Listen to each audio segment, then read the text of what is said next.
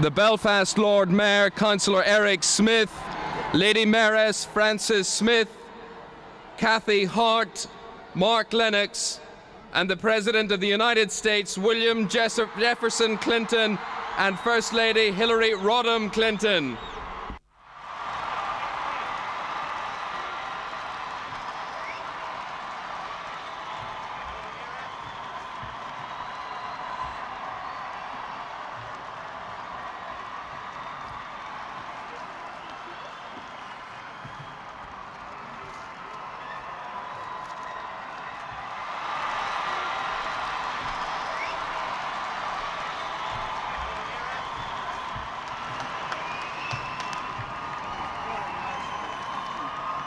Thank you very much, Lord Mayor, and thank all of you.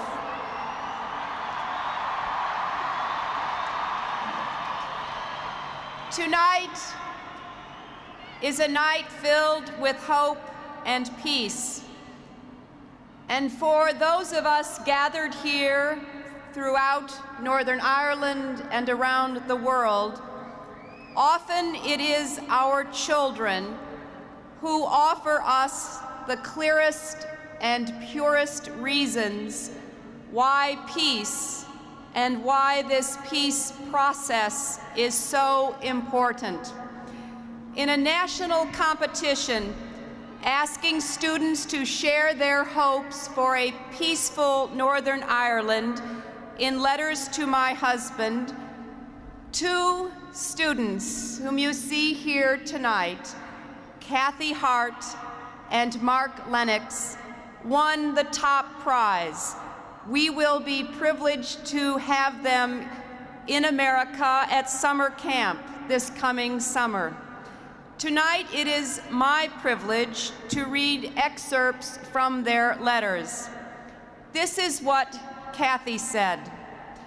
My name is Kathy Hart, and I am a 12-year-old Catholic girl. I live in Belfast in Northern Ireland, and I love it here.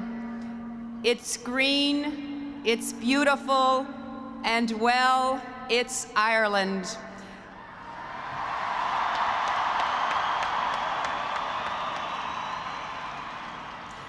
All my life, I have only known guns and bombs with people fighting. Now it is different. There are no guns and bombs. Kathy continues, my dreams for the future, well, I have a lot of them. Hopefully the peace will be permanent, that one day Catholics and Protestants will be able to walk hand in hand and will be able to live in the same areas.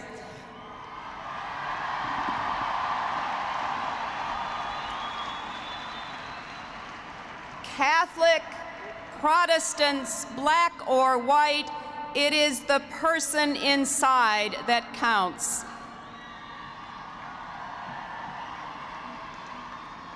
What I hope, said Kathy, is that when I have my own children, that there will still be peace and that Belfast will be a peaceful place from now on. Thank you, Kathy.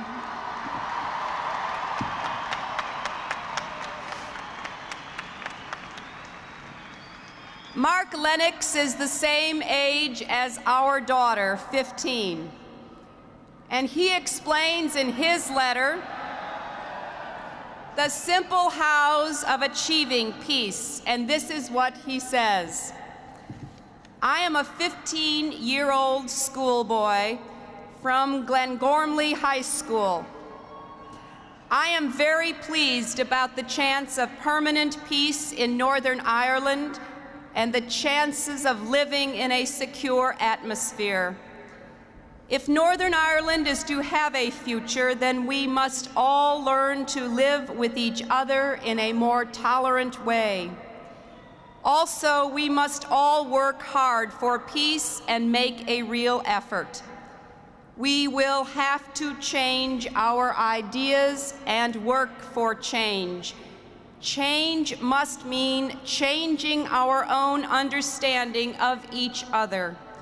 We must learn together and know more about our different traditions. Some people want to destroy peace and the peace process in Northern Ireland. And Mark says, we must not allow this to happen.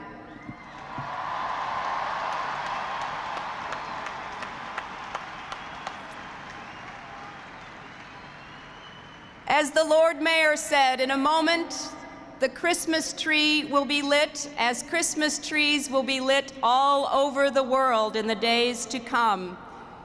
This Christmas, let us remember the reason behind why we light Christmas trees. Let us remember the reason for this great holiday celebration. And let us remember that we seek peace most of all for our children. May this be one of many, many happy and peaceful Christmases in Northern Ireland this year and for many years to come.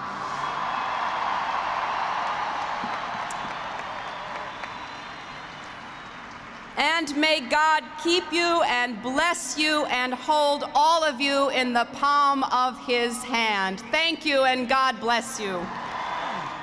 Come on. 8, 7, 6, 5, 4, 3, 2, 1, 0.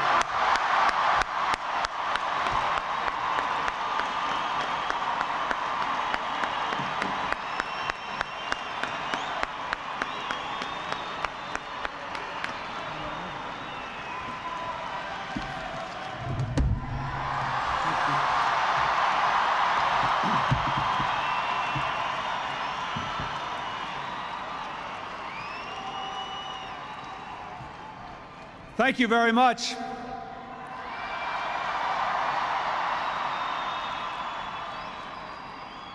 To the Lord Mayor and Lady Mayoress, let me begin by saying to all of you, Hillary and I thank you from the bottom of our hearts for making us feel so very, very welcome in Belfast and Northern Ireland.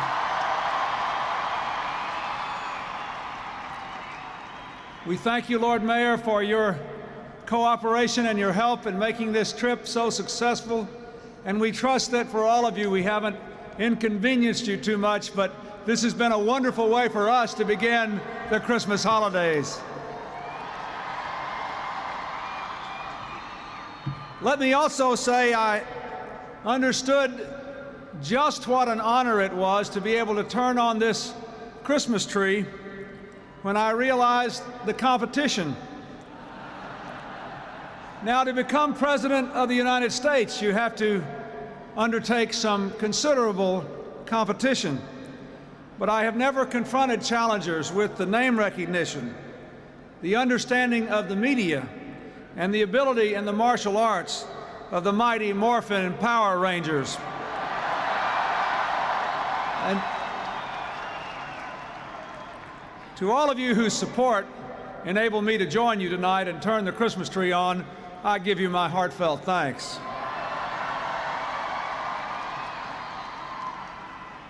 I know here in Belfast you've been lighting the Christmas tree for more than 20 years, but this year must be especially joyous to you, for you are entering your second Christmas of peace.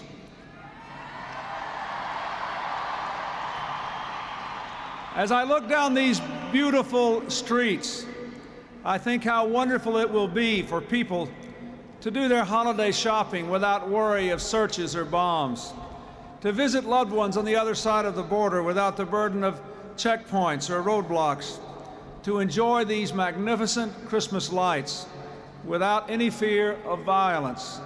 Peace has brought real change to your lives.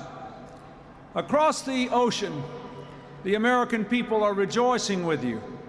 We are joined to you by strong ties of community and commerce and culture. Over the years, men and women of both traditions have flourished in our country and helped America to flourish. And today, of course, we are forging new and special bonds. Belfast, sister city in the United States, Nashville, Tennessee, was proud to send this Christmas tree to friends across the Atlantic. I want to thank the most prominent present resident of Nashville, Tennessee, Vice President Al Gore, the Mayor, Phil Bredesen, and the United States Air Force for getting this big tree all the way across the Atlantic to be here with you tonight.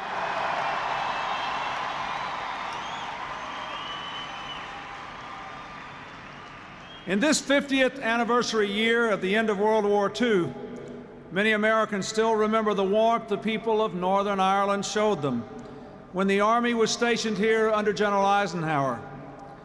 The people of Belfast named General Eisenhower an honorary Burgess of the city. He viewed that honor, and I quote, as a token of our common purpose to work together for a better world. That mission endures today. We remain Americans and the people of Northern Ireland, partners for security, partners for prosperity, and most important, partners for peace.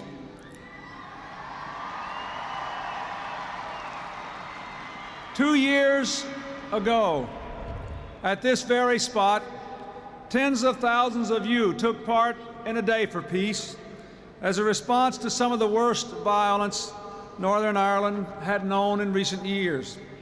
The two morning papers, representing both traditions, sponsored a telephone poll for peace that generated almost 160,000 calls. In the United States, for my fellow Americans who are here, that would be the equivalent of 25 million calls. The response left no doubt that all across Northern Ireland, the desire for peace was becoming a demand. I am honored to announce today that those same two newspapers, the Newsletter and the Irish News, have established the President's Prize, an annual award to those at the grassroots level who have contributed most to peace and reconciliation. The honorees will travel to the United States to exchange experiences on the issues we share, including community relations and conflict resolution. We have a lot to learn from one another. The President's Prize will underscore that Northern Ireland's two traditions have a common interest in peace. As you know, and as the First Lady said, I have received thousands of letters from school children all over your remarkable land, telling me what peace means to them. They poured in from villages and cities, from Catholic and Protestant communities, from mixed schools, primary schools, from schools for children with special needs. All the letters, in their own way, were truly wonderful for their honesty, their simple wisdom, and their passion. Many of the children showed tremendous pride in their homeland, in its beauty and in its true nature. I congratulate the winners. They were wonderful, and I loved hearing their letters. But let me tell you about another couple I received. 11-year-old Keith from Carrickfergus wrote, "Please tell everyone in America that we're not always fighting here, and that it's only a small number of people who make the trouble." Like many of the children, Keith did not identify himself as Protestant or Catholic and did not distinguish between the sources of the violence. So many children told me of loved ones they had lost, of lives disrupted and opportunities forsaken and families forced to move. Yet they showed remarkable courage and strength and a commitment to overcome the past. As 14-year-old Sharon of County Armagh wrote, "Both sides have been hurt.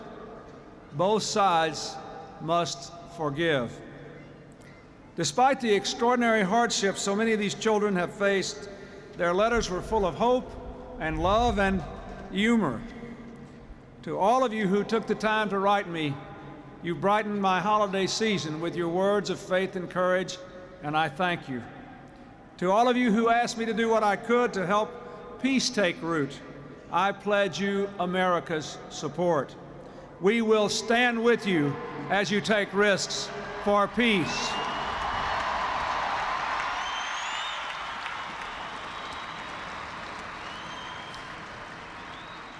And to all of you who have not lost your sense of humor, I say thank you. I got a letter from 13-year-old Ryan from Belfast. Now, Ryan, if you're out in the crowd tonight, here's the answer to your question. No. As far as I know, an alien spacecraft did not crash in Roswell, New Mexico in 1947.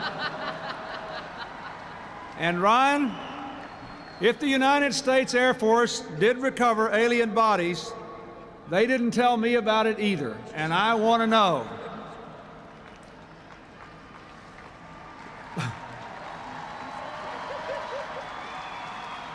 Ladies and gentlemen,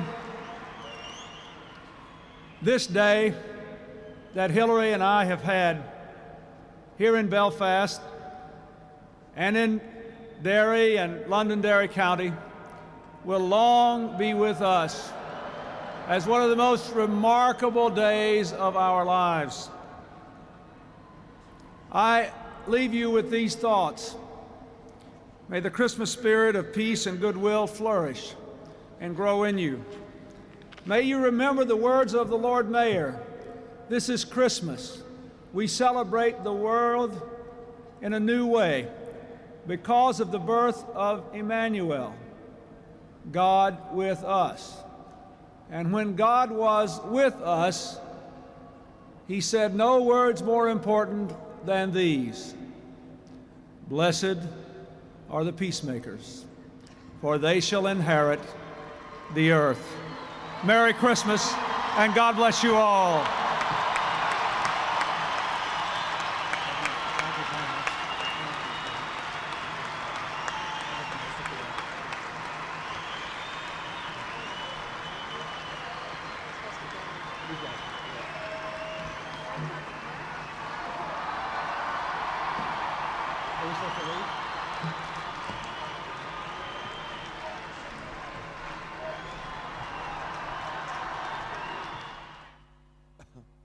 Mr. President, we thank you, everyone in Belfast, everyone in Northern Ireland. Thank you for being here tonight. I think we deserve tonight as well, don't we? Give yourselves a round of applause. It's taken us a long time to get to this stage. The President will now make his way to the front of the crowd tonight, shaking a few hands there if you're lucky enough to be in the front row. We've got the Harold to come down and a little procession. And we will not use the first, but Joanne's.